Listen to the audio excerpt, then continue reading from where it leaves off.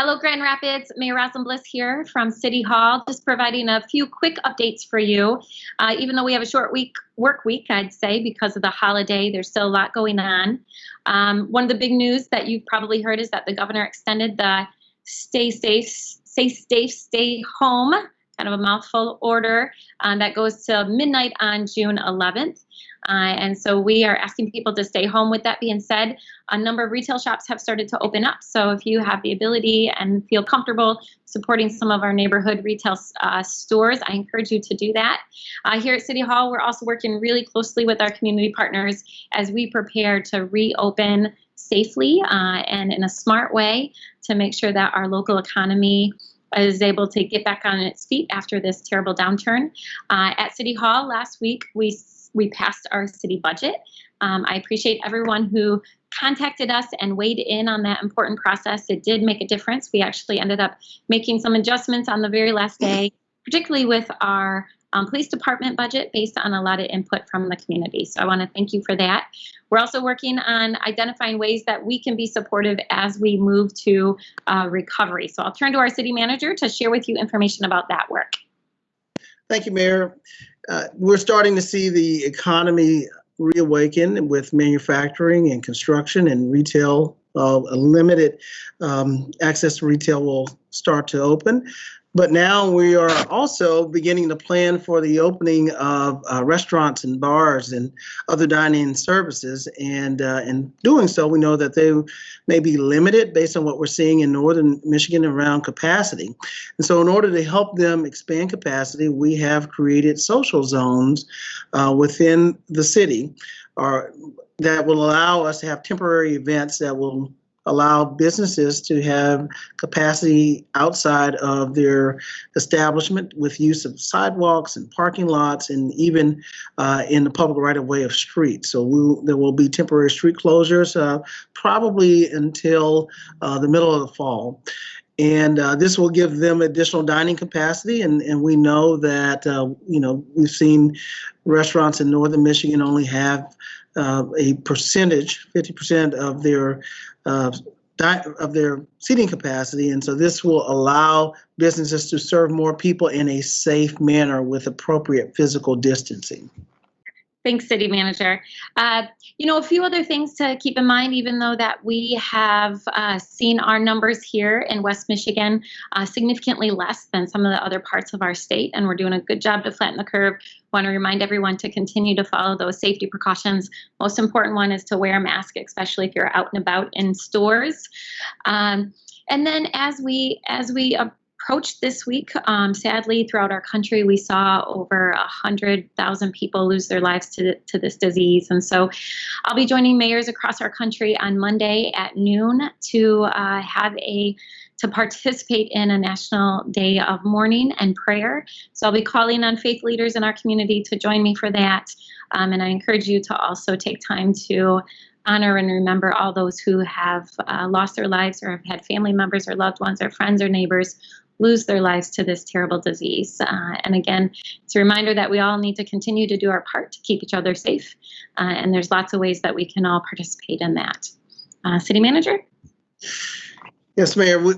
I too want to thank the community for doing their part in helping us manage the infection rate. It appears that we're hopeful that we've seen our peak in terms of new cases towards the end of April. We heard the public health director say at that time over a 3-day period towards the end of the month, it was around 120 cases, and now it's around 30 cases over a 3-day period, new cases here in Kent County, and so we're making progress.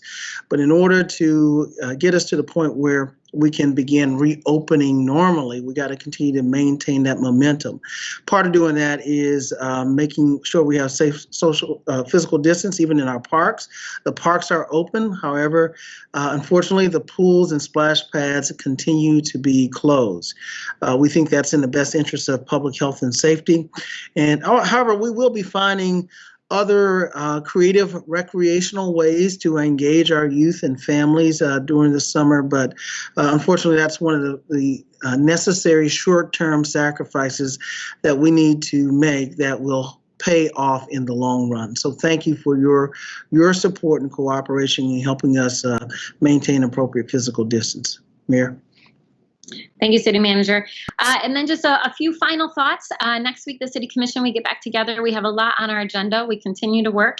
A couple big issues that we continue to work on is our recreational marijuana ordinance.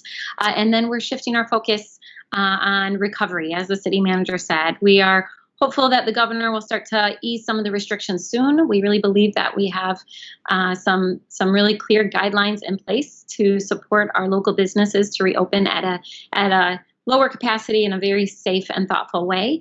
And so we're eager to do that. And then last, our summer is going to look different this year because usually we have lots of festivals planned and lots of events to participate in throughout our community. Some of those events are going virtual, including our big kickoff every summer, Festival of the Arts. So join us virtually on June 5th and 6th as we celebrate Festival of the Arts in a bit of a different way this year. So hopefully you'll join us for that. City Manager, any final words? Yeah, one other bit of good news. We can't forget who we are during this pandemic, and this is still one of the best places to live and work in the country. And it was recently validated by improvement.net as Grand Rapids is being named one of the best places for millennials to own homes. And the good news is there are a lot of millennials who are homeowners, and I think the studies show that not only did we have the second highest rate of millennials who are homeowners in the country, but we were the seventh highest of single millennial homeowners. So those of you who are looking for that perfect person, there are a lot of people who are single and homeowners here in Grand Rapids.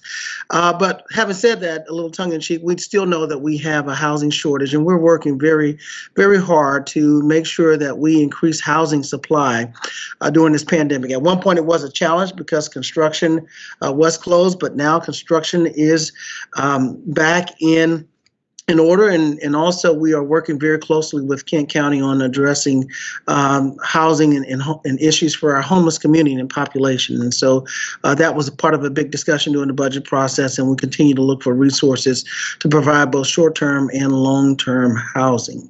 So continue to follow our updates regarding our efforts for housing, but I want to encourage those millennials that are here to continue to be proud of living in one of the best places for millennials in the country. Mayor? All right. Enjoy the rest of this week, and we will be back with you next week.